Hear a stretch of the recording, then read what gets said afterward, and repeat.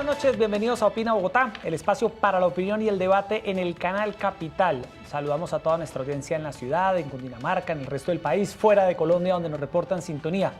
Esta noche vamos a hablar de tres temas esenciales. Vamos a hablar de la ley de sometimiento de las bandas criminales sancionada recientemente por el presidente Juan Manuel Santos. Vamos a hablar del presidente electo Iván Duque, acaba de concluir su primera gira internacional como mandatario electo y hay expectativa por lo que será la primera reunión que tendrá con los alcaldes del país la próxima semana, y también ha empezado a funcionar, a andar, o al menos así parece, la Jurisdicción Especial para la Paz. Hemos invitado esta noche a los estudios de Canal Capital a dos expertos en estos temas jurídicos y políticos para hablar, para analizar en Opina Bogotá. Erika Fontalvo, buenas noches. Hola Jessy, ¿qué tal? Muy buenas noches. Gracias a todos ustedes, nuestros televidentes, por acompañarnos. Y se ha iniciado el proceso de sometimiento de las bandas criminales en el país tras esta sanción de la ley por parte del presidente Juan Manuel Santos.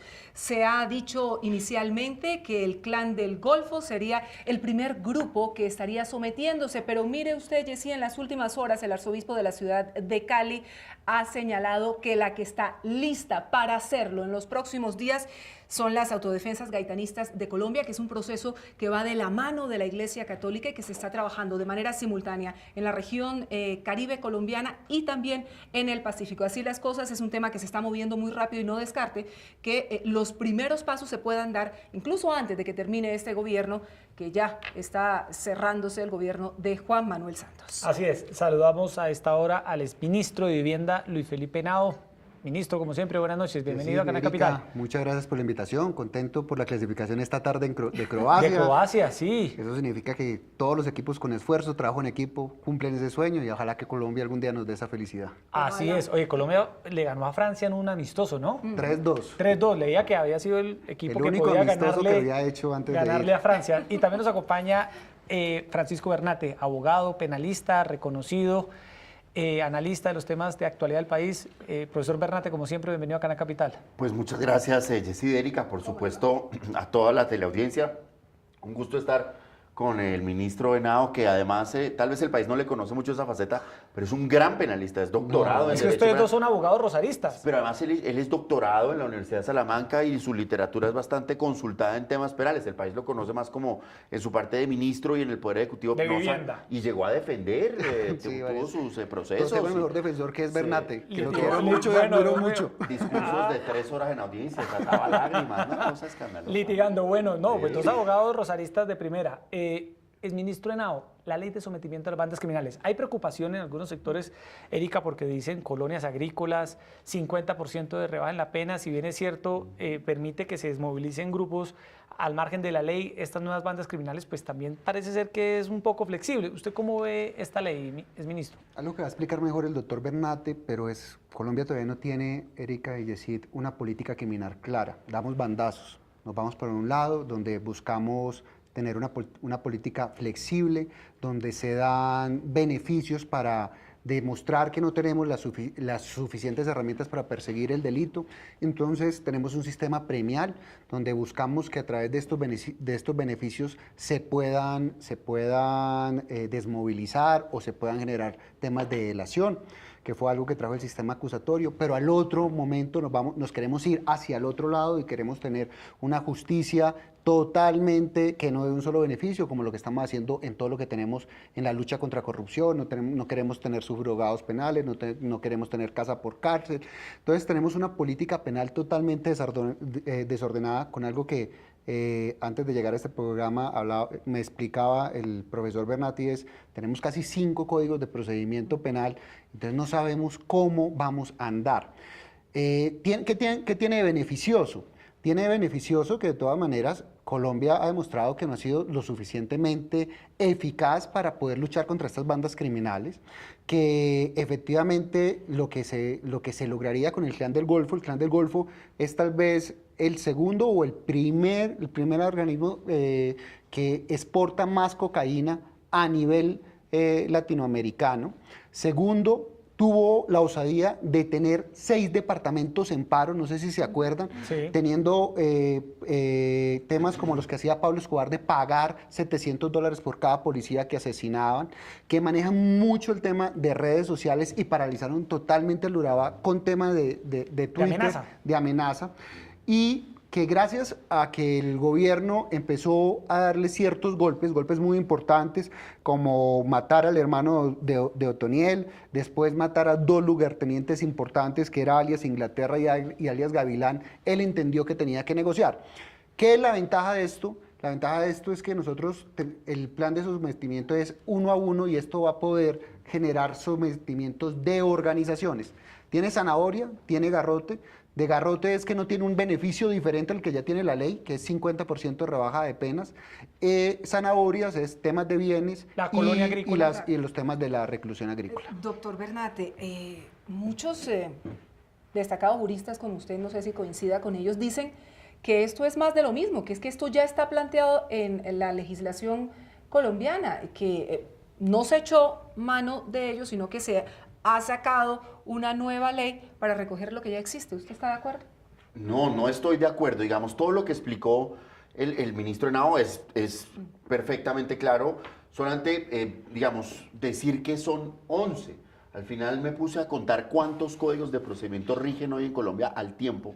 Son 11 códigos vigentes. O sea, del año 91 a hoy se han expedido más códigos, o en lo que va del siglo hay más códigos que en lo que se había expedido en toda la historia republicana de Colombia. Eso es alarmante. Por eso, como cuando tú compras un mueble que viene con instrucciones, pues nuestro sistema judicial tendría 11 instrucciones, luego tú no sabes por dónde empezar. Y por eso el caos que vivimos.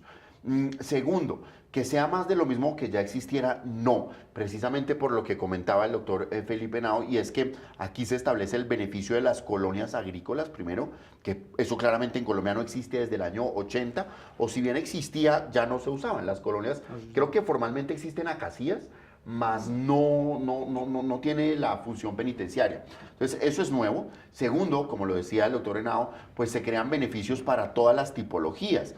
Tipologías que hoy en día no tendrían beneficios, como los delitos contra los menores, podrían tener beneficios del 30%. Entonces, ahí hay una segunda novedad. Una tercera novedad, que también lo comentaba, es la posibilidad de hacer, digamos, estas acusaciones y estos juicios en bloque.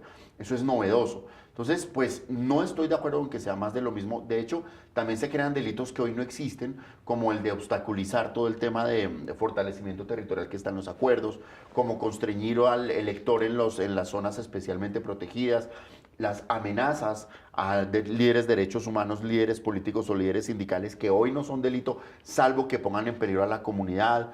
Y sobre todo, Luis Felipe, uno que ha parecido escandaloso, la penalización del asesoramiento por parte de abogados y la obligación que ahora tenemos los penalistas de decirle a la Fiscalía General de la Nación de dónde vienen los recursos con los que nos pagan. En buena hora, el doctor Henao dejó de litigar y tiene una vida tranquila. Yo estoy viendo que yo ya me voy a ir preso, yo no difícilmente llego a la final del fútbol colombiano en diciembre, porque pues nos van a empezar a preguntar. Oiga, de dónde es que nos pagan. A esa demanda que ya está haciendo carrera entre algunos de sus colegas? No, yo la formulé y vamos a escalar esto a nivel del Comité de Derechos Humanos de la ONU y de la Comisión Interamericana, porque esta es una regla peligrosísima, donde tú dices el solo hecho de ofrecer tus servicios jurídicos a una banda criminal puede ser entendido como un acto criminal, y sobre todo la obligación del abogado de responder por el origen de los dineros de su cliente es algo que en Colombia vulnera todos tus derechos y que conduce a dos cosas. Es decir, primero, a que ningún abogado se quiera meter a una defensa de estas, porque al otro día te van a esculcar las cuentas, quién sabe qué más va a suceder. Entonces se está restringiendo el derecho a la defensa de estos criminales que no dejan de serlo, pero pues no por eso dejan de tener sus derechos. Pero segundo, si tú miras, esto se enmarca dentro de una política de encerrar a los abogados. Somos la única carrera que tiene examen obligatorio para poder ejercer. La cantidad de investigaciones que hay contra abogados, abogados presos, abogados detenidos, abogados que fueron en un momento determinado arrestados de pronto por el manejo de una audiencia. Yo entiendo que si un abogado es bandido y está lavando activos, pues que se vaya preso, obvio, pero no que nos pongan a explicar a nosotros de dónde vienen los dineros del cliente. Eso me parece que ya es cruzar una línea muy dura. Hablemos de las colonias agrícolas, que lo señala el doctor Bernate, que es parte de la novedad, que no estaba contemplado. Dice usted que la última Sí. referencia que se tiene de los años 80. Sí. Las críticas señalan que eso es una especie casi que de concesión excesiva del Estado frente a grupos, Erika, que han cometido toda clase de crímenes, secuestros, homicidios, atentados en buena parte del territorio nacional. Pero también otros, los que lo defienden, dicen que es una manera de lograr desmovilizar a Otoniel, al Clan del Golfo, que pues están ejerciendo violencia. Bajo la figura de sometimiento, porque se acordará, sí. Y ahora que el doctor Henao hablaba de esa época, me acuerdo que una vez el presidente Santos fue a Córdoba y ahí les dijo con absoluta claridad, es que nosotros no vamos a negociar con ustedes, porque se acuerdan que ellos querían negociar. Aquí lo que vamos a hacer es un proceso de sometimiento a la justicia, que es lo que se va a hacer ahora. Sí, si la memoria no me falla, Erika, el Clan del Golfo es lo mismo de todos los temas gaitanistas que tú decías de Cali. Ellos trataron de tener un reconocimiento político, porque alias Otoniel deriva de un proceso que también terminó mal, que fue el proceso de la SAUC. Y la SAUC él sale de Casanare, se va hacia Urabá a colonizar también el tema de la costa, trata de tener ese reconocimiento político y al no lograr tener ese reconocimiento político es que llegan a este tema de negociación. El presidente fue claro, ustedes cometen son delitos comunes, delitos ordinarios, no son delitos que tengan que ver como es los temas de las FARC. Por eso nace este proceso y por eso los beneficios son los que ya decía el profesor Bernati. Yo vengo de una escuela, o cuando yo me dedicaba al derecho penal y aprendía en las clases, iba a las clases del doctor Bernate, yo sí creo que ojalá todas las cárceles fueran cárceles que tuvieran las garantías para que las personas pudieran tener la resocialización. Nosotros no partimos de un sistema vengativo, o sea, uno no puede decir que usted tiene que irse a un calabozo, ver media hora de sol, no salir, estar con 10 violadores, no. Eso no es el objeto en nuestro sistema penal de las cárceles. No es un tema de venganza, es un tema de resocialización porque una persona violó las normas y al violar las normas pues no puede estar en sociedad y lo que va a hacer el sistema es resocializarse para volverlo a entregarlo a la sociedad. Entonces ojalá tuviéramos muchas colonias agrícolas, ojalá tuviéramos muchas cárceles donde no se diera un hacinamiento de más del 50%, unas cárceles donde no se generara un pésimo sistema de salud, donde se genere todas unas herramientas de corrupción para tener un trabajo y pagar por ese trabajo para poder redimir pena y que unos puedan redimir pena y otros no puedan redimir pena. Unas cárceles donde tenemos todavía personas de primera, segunda y hasta de 10ª categoría. Ese no debe ser el sistema penal. Entonces, yo sí estoy de acuerdo que esto se dé en colonias agrícolas, no solamente para estos, sino para quien lo solicite. Doctor Bernate, usted. De hecho, si nuestros televidentes tienen ahí un tiempo, miren en internet, la cárcel más moderna del mundo es la cárcel de Halden, en Noruega. Lo vi, buenísima. Sí, de hecho la llaman la cárcel sin puertas. Y uno va a decir, no, es que el delincuente noruego, bueno, les cuento, entre los que están detenidos está el señor que mató a 83 personas con un bombazo en Oslo, exacto. Ahí está, entonces tampoco estamos hablando de delincuentes de bajísima peligrosidad. Y tiene su parte penitenciaria con todas, digamos, las seguridades, pero respetuoso a la dignidad humana, y también una parte agrícola, porque lo que dice el doctor Henao es totalmente cierto. La cárcel no puede ser arrojar seres humanos a una máquina de moler, como lo llama Raúl Zaffaroni, sino que debe ser la reintegración a un proceso productivo. Y si estas personas en una colonia agrícola pueden adelantar proyectos de sustitución de cultivos o de capacitación en temas agrícolas, pues eso a la hora de la verdad al país le va a servir mucho más que tenerlos encerrados jugando parques.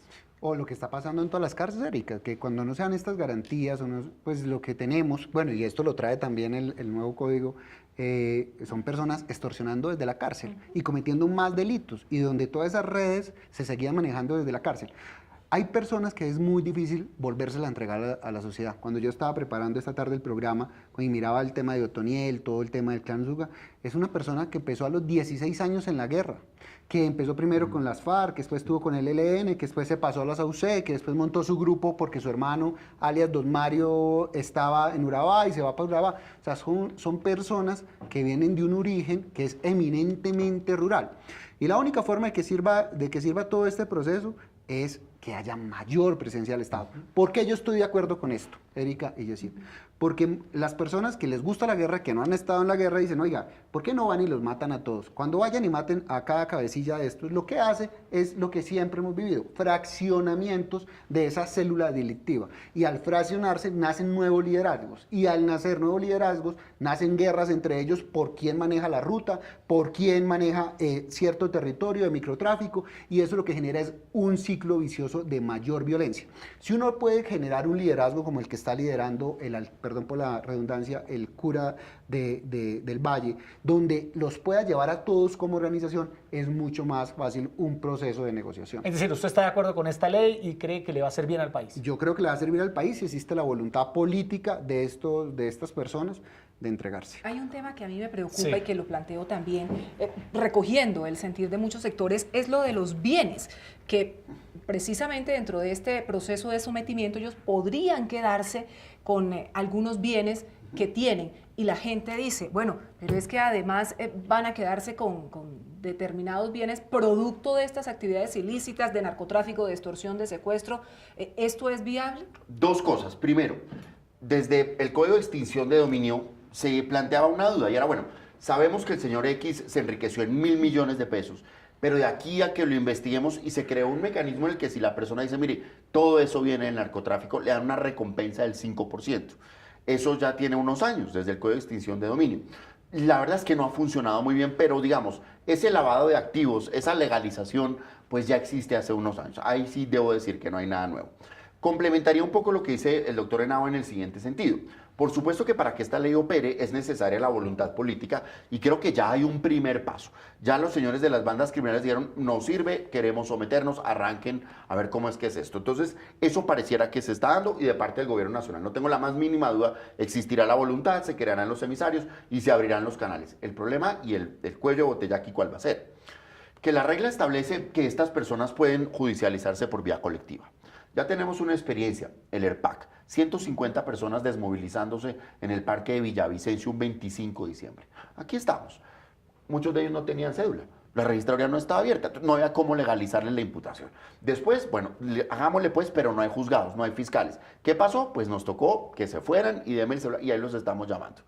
Aquí va a suceder lo mismo, porque son 6.000 hombres la población objetivo de esta norma y no tenemos juzgados. Donde se presenten mañana 3.000 hombres no tenemos dónde hacer la Porque es audiencia. la justicia ordinaria la que Claro, tiene que son los asumir mismos estos jueces, procesos. los mismos 75 jueces de garantías que tiene Bogotá. Donde se desmovilicen más de 5 personas no hay cómo hacer una audiencia. Porque estamos con la voluntad política, estamos con las reglas, bien o mal diseñadas, no importa, pero donde se necesita realmente el impacto, que es en la rama judicial, no se hace.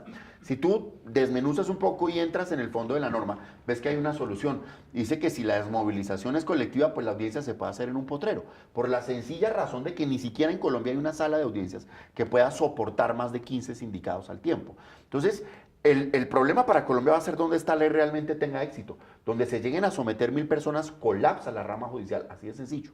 Posibilidad de que estas gabelas jurídicas sean aprovechadas por otro tipo de personas que no hagan parte de las bandas criminales para colarse, como vimos en su momento, con otros beneficios que dio el Estado. Hay un artículo, el Sí. 15, que dice que integrantes de las organizaciones criminales pueden ayudar a desarticular y recibir beneficios Claro. judiciales. ¿no? Y se está hablando Esto que ya lo no hemos a visto. disidencias de las FARC, no disidencias de las FARC en esta ley. Pero ya de entrada eso digamos, a mí entiendo el sentido de practicidad, pero ya me deja un muy mal sabor de boca que el Estado utilice a delincuentes contra los delincuentes, que haga este tipo de pactos Delación. y que fomente al chivato, al Judas, al traidor, pues ese tipo de cosas pues no está bien. Pero bueno, las FARC pueden entrar, digamos, sí, aquellas personas de las FARC que no se hayan desmovilizado y que continúen en la actividad criminal, pues se tienen como un grupo armado organizado para estos efectos, con control territorial y mando responsable, y podrían ser considerados Las una disidencias. banda. Las disidencias. Pongamos el ejemplo de Erika, alias Guacho. Sí. Se podría. Es que ¿Sí? les vuelvo Claro, a decir, control territorial, mando responsable. esto es justicia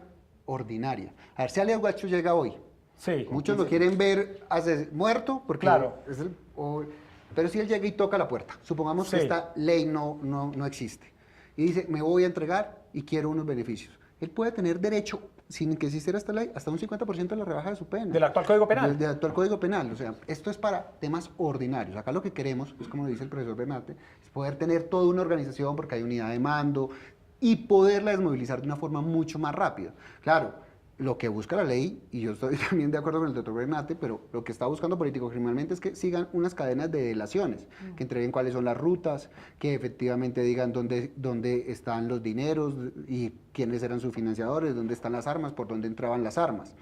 Eso puede ser positivo si uno quiere seguir escalando en todo ese proceso de lucha contra las bandas criminales y poder tener una inteligencia que refuerce todos esos procesos de ataque al crimen organizado. Entonces digamos que esta ley no está dando un beneficio adicional, o sea, alias Guacho en un momento determinado se va para una cárcel y con el poder corruptor del dinero puede tener más beneficios de lo que está en una zona de estas de colonias agrícolas, que le entren una comida especial, que tenga visitas cuando no tiene que ser, que tenga celular, porque ese es el problema de nuestras cárceles, que hay un poder corruptor muy fuerte dentro de las mismas.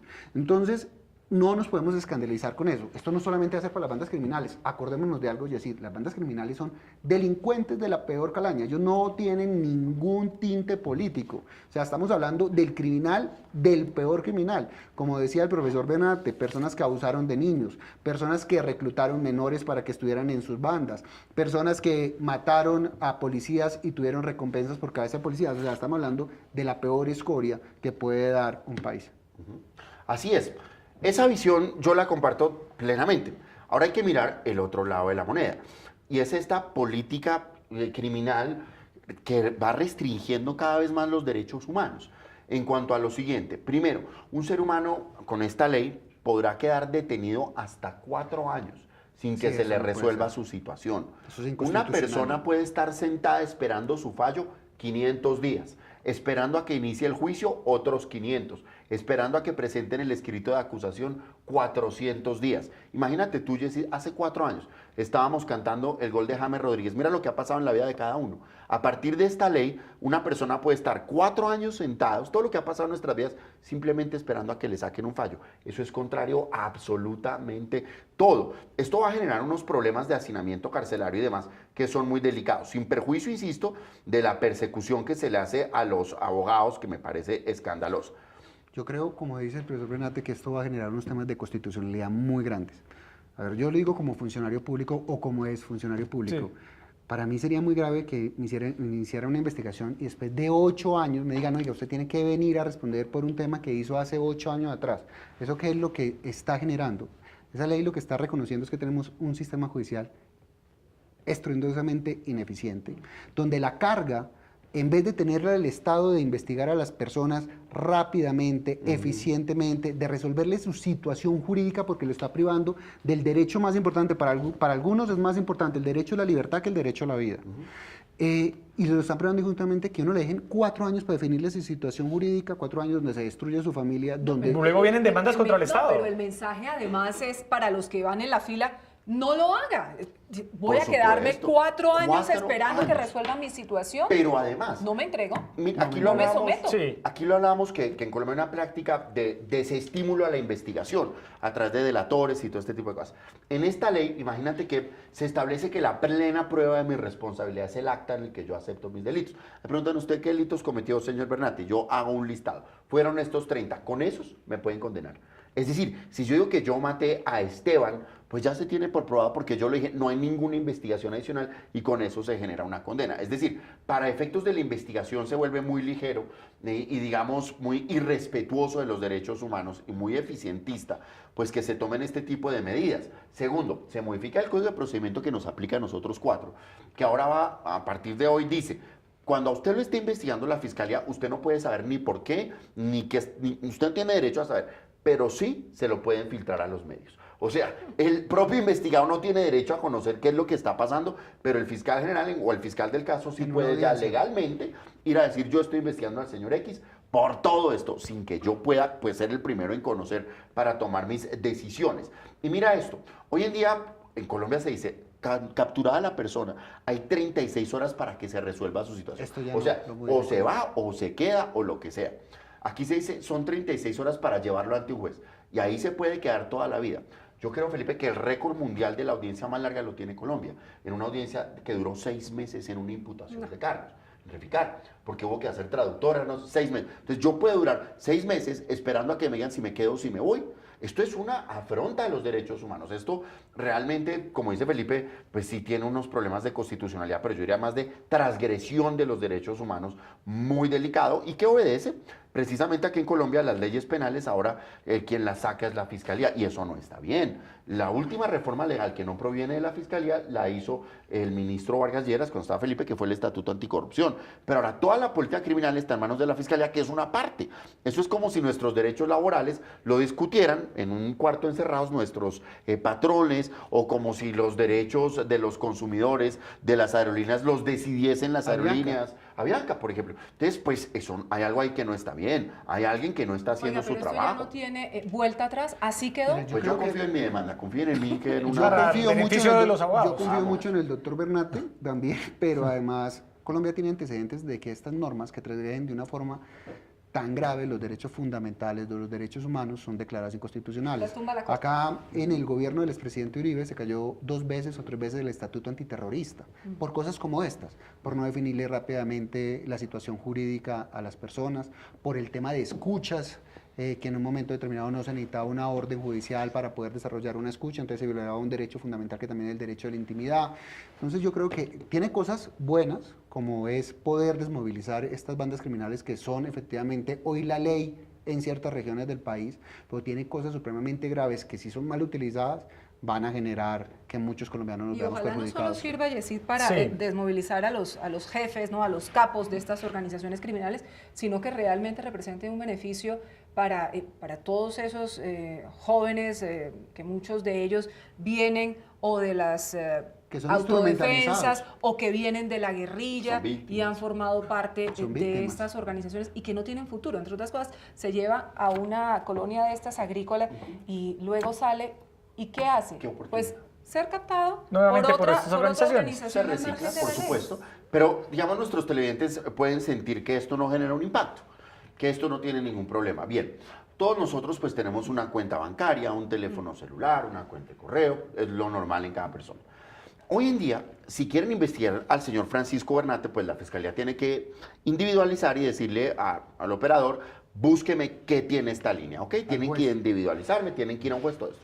Esta ley cambió eso. Dice, pueden dejar abiertas las bases de datos completas hasta por 1 año. Es decir, si tienen sospechas de que el señor X es de una banda criminal y puede tener teléfono en Claro, en Tigo, en Movistar, o cuenta en el Banco de Bogotá, pues nos pueden dejar abiertos a todos los demás hasta por 1 año. Segundo, usted tiene, como televidente, seguro tiene un problema en el que tuvo un accidente de tránsito, no le pagaron un cheque, el arrendador no se quiere ir, usted siente que esto no es con usted.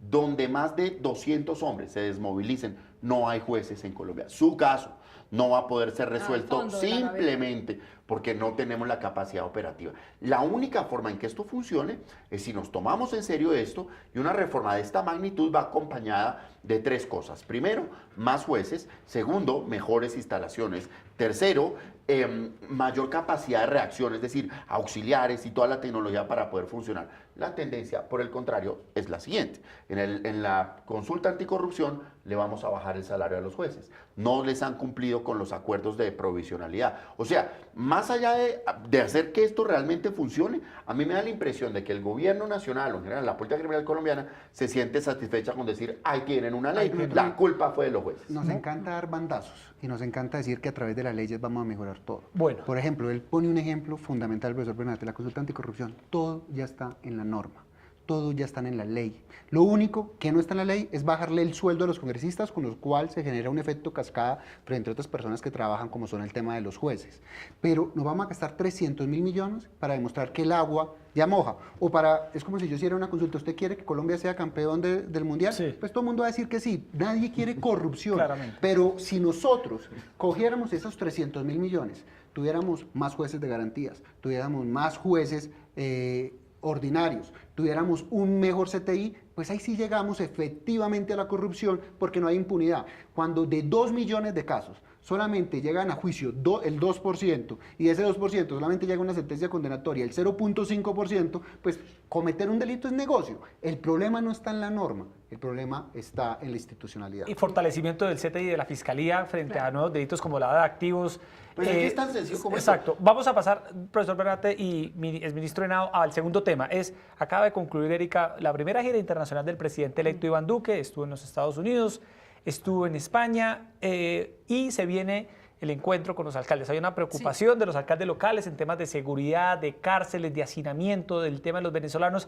Hablemos inicialmente de esta primera gira internacional del presidente electo Iván Duque y de qué haría o qué debería hacer Iván Duque con la preocupación de los alcaldes del país en estos temas de justicia. El ministro Henao. A mí me dejó un sabor agridulce la visita. Me gustó pues, que una persona que viene de una campaña tan desgastante saliera inmediatamente a trabajar, a generar relaciones internacionales, a mostrarse gobernando. Yo creo que eso es importante para un país. Se lo digo desde el punto de vista personal, yo quiero que Iván Duque le vaya muy bien por el bien de todos los colombianos. ¿Qué no me gustó de la visita a Estados Unidos? Que volvimos a narcotizar nuestra agenda.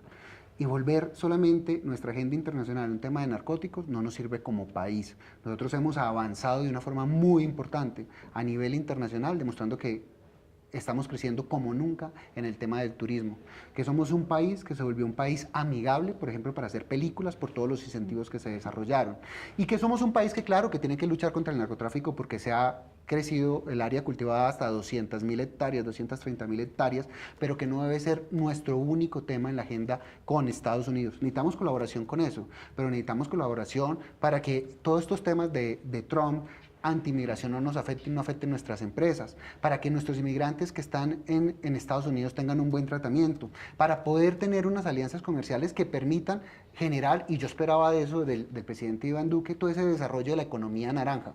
Creo que me faltó eso de la visita a Estados Unidos. Y de España sentí un presidente que todavía no se encajaba o todavía no tenía puesto el papel de presidente.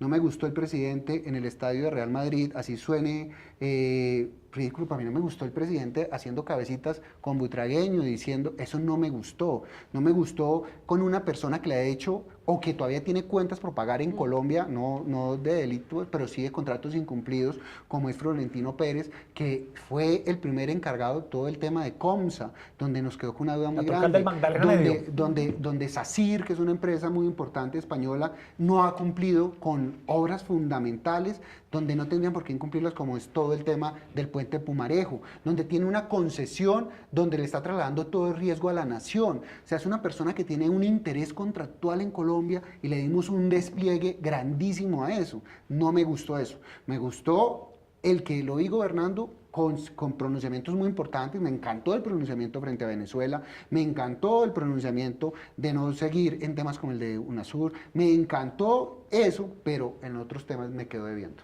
Profesor Bernate, ¿usted qué balancea así? No, me parece muy positivo. Creo que más allá de que se empodere o no, pues la realidad es que él es el presidente electo.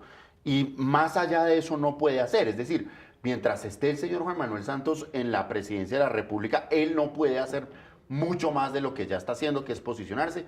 Es estratégica la elección de Estados Unidos y de España, dado que son países con una importantísima presencia de colombianos que tienen una cantidad de problemáticas todos los días.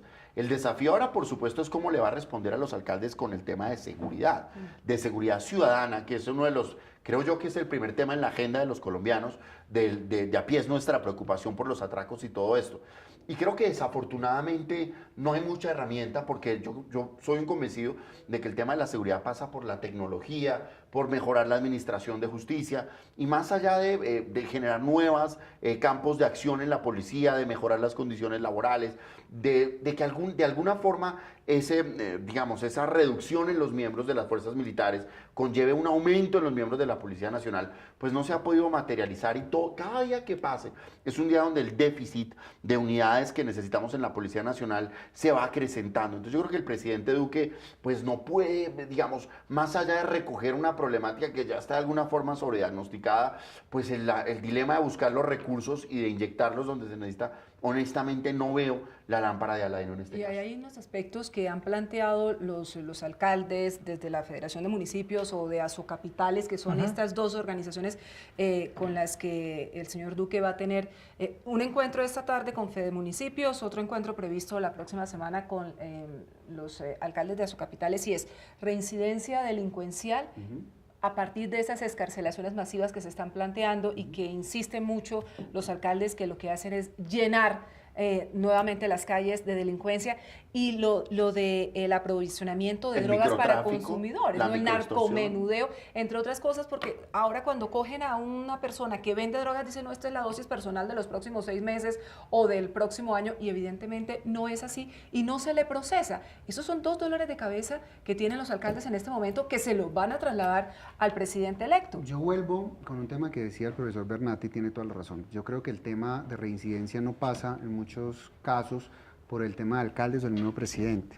El tema de reincidencia es denuncias que ha hecho continuamente el alcalde Enrique Peñalosa, que ha hecho continuamente el alcalde Federico Gutiérrez en Medellín, y así muchos alcaldes como Alex Char en Barranquilla, donde cogen, Erika, a un ampón con que se robó un celular o una persona, lo llevan a una audiencia y quedó libre porque o no hubo el juez de garantías o se hizo mal la imputación. 1000 cosas que se deben a que no tenemos la institucionalidad suficiente para poder atender a toda esta criminalidad que están haciendo o está acrecentándose en las ciudades, por ejemplo lo que estamos viviendo en Medellín con el tema de la Comuna 13. Yo creo que hoy no tenemos herramientas de operatividad para luchar con esa delincuencia común. 1. 2, como dice el profesor Bernate, este tema al presidente Duque no le podemos pedir resultados cuando ni siquiera se ha posesionado, pero yo sí creo que tiene que darnos lo que nos ofreció en campaña y cuál va a ser el plan. Eso es como no es lo que ¿La nosotros vamos a reforma a pedir. la justicia? La reforma a la justicia, que la reforma a la justicia no está solamente en generar una corte, con lo cual yo estoy totalmente en desacuerdo. Pero parece ser que ya dijo que esa idea quedaba descartada, que sino en poder disminuir la impunidad, tener más jueces, poder, como decía Bernate, poder atender a la persona de a pie que ya no va a cobrar un cheque ante un juez en un proceso que era antes muy rápido porque se demora 3 y 4 años. Entonces ahí está la verdadera reforma de la justicia. La reforma a la reincidencia, que es una reforma que ya se presentó en el Congreso de la República, que una persona que ha sido reincidente un número de veces lo tienen que dejar efectivamente en la cárcel. Eso también, volvemos que ya está, y que lo que necesitamos es crear más cárceles o un sistema penitenciario, porque el tema con cada una de estas reformas, quitarle sus subrogados penales a la corrupción, lo que acabamos de señalar de la ley para el clan Úsuga, todo esto va a hacer que las cárceles cada día estén más hacinadas. Nosotros sí esperamos, o lo que esperan los colombianos, es cuál va a ser el plan de acción, cuánto va a invertir en cámaras, cómo va a ser la reforma de la policía, cómo vamos a hacer para no tener 61 policías por cada 100.000 habitantes, que está por debajo de los policías requeridos según la OCDE, cómo vamos a lograr además que los jueces de garantías respondan rápidamente. Uno con 73 jueces de garantías en una ciudad de 8 millones de habitantes es tiene fuerza, Erika, que lo recordamos en estos días. Sí, aquí en el debate de los candidatos presidenciales en Canal Capital, Iván Duque se comprometió con aumentar el pie de fuerza en Bogotá. Es que Bogotá tiene 18.000 policías para 8 y millones de los habitantes. cuales, de esos Súmele 18.000, con los auxiliares 20.000. En los turnos. No, pero Sí, ¿cuántos primero, están en en turnos? turnos, ¿Cuántos claro. están administrativos? Exacto. No sé. Y por ejemplo, 6.000 cuando hay en un cada macroevento, Felipe Nao, que va a ver a Nacional contra Millonarios, ahí bloqueas 1.200. Ahí se necesita una buena No, ahí se cantidad de necesita policías. 1.200, puede ser un evento AAA. Claro. duda. Y más cuántos de esos policías están, digamos, ocupándose de actuaciones, digamos, estrictamente administrativas, cuántos no. Luis Felipe, y digamos, usted conoce los casos, están haciéndole mercado a personas que se hacen pasar por defensores de derechos humanos, etcétera, cuando en realidad O pues, no atendiendo una necesitan eso. denuncia porque tienen que acompañar a la persona que los ha requerido. Se pierde todo el día en eso. Pero ojalá, y yo vuelvo a reiterarle al presidente que quiero que le vaya bien, ojalá que primero, no narcotice nuestra agenda, pero tampoco que la seguridad sea el tema más importante. Debe ser uno de los temas más importantes, pero el país está pidiendo seguir disminuyendo la pobreza, crecimiento económico. Esta semana dijo, vamos a hacer una gran alianza nacional para crecer más rápidamente la economía. Todo el mundo está esperando que se posesione a ver si mejora el consumo, se mejora la venta de bienes raíces, si se tiene una política de vivienda agresiva. Damos un presidente que se ponga ahí sí la 10 al que le gusta el fútbol, para que sepa que no solamente puede jugar por la derecha con el tema de seguridad, sino que tiene que jugar por el centro, generando mayores derechos a través de la disminución de la pobreza, tiene que jugar por la izquierda generando un mayor crecimiento económico y que ese crecimiento económico sea más equitativo. Bueno, Erika, se nos empieza a acabar el tiempo, no sin antes tocar el último tema que teníamos contemplado en este panel de hoy, y es el tema de la Jurisdicción Especial para la Paz. En las últimas horas, el general Henry William Torres Escalante se convirtió en el primero en acudir ante la JEP por un caso de falsos positivos. Y pasado mañana lo harán los integrantes de la FARC, según ha confirmado Así es, arranca. Carlos Antonio Lozada, ¿sí? Arranca la JEP. Decir que sí. Profesor Bernate. Sí, 6 meses después de haberse posesionado, pues ya empiezan a verse las primeras gestiones por parte de la JEP y empezamos a tener noticias un poco diferentes a las peleas de las oficinas y que les dieron un Logan y no una Toyota como querían, y empezamos a ver por lo menos que ya están citando a la gente. Sin embargo, lo primero que hay que decir es que este caso es bien interesante porque el señor general dice, yo vengo a contar mi verdad, pero eso no me hace responsable. Segundo, vamos a ver qué plantean los señores de las FARC, vamos a ver si el señor Santrich se va a posesionar el próximo 20 de julio, cosa que puede suceder, ¿no es cierto? Y sobre todo, tendremos que seguir con mucho cuidado lo que está pasando en la Comisión de la Verdad, que está desconociendo que no es un órgano judicial al solicitar las hojas de vida de todos los miembros de la inteligencia colombiana desde 1953. Pero el presidente Santos ha dicho que sí, avala esa solicitud que ha hecho el padre Francisco de Rú. Pero hasta donde entiendo, eso solo lo puede autorizar el presidente de la República. ¿Por qué? Los jueces de la República, no el presidente. ¿Usted le ve un sesgo ideológico allá a la Comisión de la Verdad con esa solicitud? Absoluto, pero la Comisión de la Verdad y la JEP tienen un marcado sesgo ideológico. Basta con ver ¿Contra quién? Los pronunciamientos que ellos han hecho, por ejemplo, en contra de las fuerzas militares, de la inteligencia, etcétera, personas que se han declarado víctimas del Estado colombiano, que demandaron al Estado colombiano, que pertenecieron a organizaciones muy respetables, pero que se dedican de manera sistemática a judicializar a ciertos sectores de la opinión colombiana. ¿Y qué garantías son? Por eso se ha planteado la posibilidad de que haya un tribunal especial para militares que equilibre un poquito las cargas. Para finalizar, rápidamente, yo estoy de acuerdo con la JEP es necesaria para cerrar este capítulo y poder cerrar el tema de la paz y empezar un proceso de reconciliación.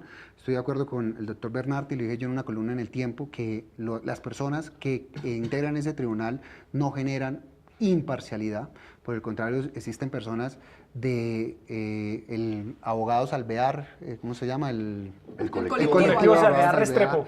Personas que defendieron, que presentaron víctimas falsas, que por esas víctimas falsas condenaron al Estado. Eso es supremamente grave, y que defendieron pues temas de las FARC.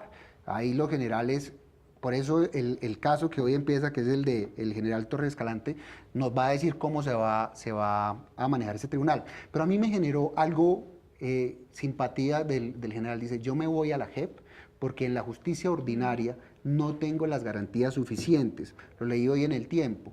Eso significa que el general está diciendo, oiga, ustedes que dicen que eso todo era malo, la pelea que se acaba de dar en el Centro Democrático y el presidente electo por este nuevo tribunal, yo sigo creyendo que la JEP es mejor. Sin esperar la sala especial. Sin esperar la sala especial. Y a eso me le voy con lo que dijo hoy Vivanco. Cuidado, que si no tenemos unos jueces rápidamente definiendo la situación jurídica de militares, se activa la Corte Penal Internacional. Mucha gente va a utilizar la JEP porque le va a dar más garantías. 18 meses es el tiempo de plazo para establecer esa sala especial para Cuidado, nace la sala y ya no hay a quien militares. juzgar porque todos se fueron como se fue el general Torres Escalante. Bueno, pues se nos acabó el tiempo. Es ministro Henao, como siempre, gracias por venir a Opina Bogotá de Canal Capital. Gracias por la invitación. Profesor Bernate, como siempre, gracias por estar esta noche con nosotros. Erika. Esperemos que sus recursos sí le alcancen hasta fin de año. Todos esperamos. Óyeme, pero la demanda suya colectiva, a tocar a litigar, entonces gane. su demanda de la curul de Entanas Mocus no resultó. No, yo no demandé, yo solamente ¿Usted no pasé demandó? una carta, Ok. resulté denunciado, investigado, notificado por El Tiempo. Y bueno, vamos también a ejercer nuestra defensa. ¿Quién no lo hay ningún demandó? problema. En El Tiempo dicen que 2 magistrados que... ¿Por qué? Pues que yo y el doctor Cancino y el doctor de la Espriella estábamos presionando indebidamente. Pues bueno, ahí estaremos para defendernos, no hay ningún problema. Es un derecho ciudadano que tenemos a presentar una carta con una opinión. Si eso da cuenta que nos notifiquen por El Tiempo de que discutieron sobre nuestro caso y que la propuesta era que el Consejo nos denunciara penalmente a nosotros como ciudadanos, pues no hay ningún problema. De corridas más bravas hemos salido, no hay problema. No, usted está Pero acostumbrado a además no hay estas jueces, lides. ni hay cómo avanzar en los procesos. Por ahí en unos 20 años se lo resuelven. No, vamos a tratar de proteger la profesión. Es que me parece increíble que los abogados de Colombia defiendan a todos los ciudadanos, pero no puedan unirse en cuanto a su defensa. Mira, esto existe hace 2 días, no he visto ni siquiera un hashtag en Twitter, o sea, digamos, la displicencia es tal que ni siquiera en las redes han protestado. Iván Cancino y yo medio hemos tratado de organizar algo, pero pues, honestamente me parece que tendría que haber una reacción mucho más activa. La cosa es muy grave. Bueno, pues muy bien, Erika, se nos sacó el tiempo. Gracias, como siempre. A todos ustedes, muchas gracias por estar esta noche con nosotros. Y los esperamos mañana, una vez más, a las 8:30 de la noche para analizar un tema de interés para Bogotá y el país. Muy buenas noches. Muchas gracias.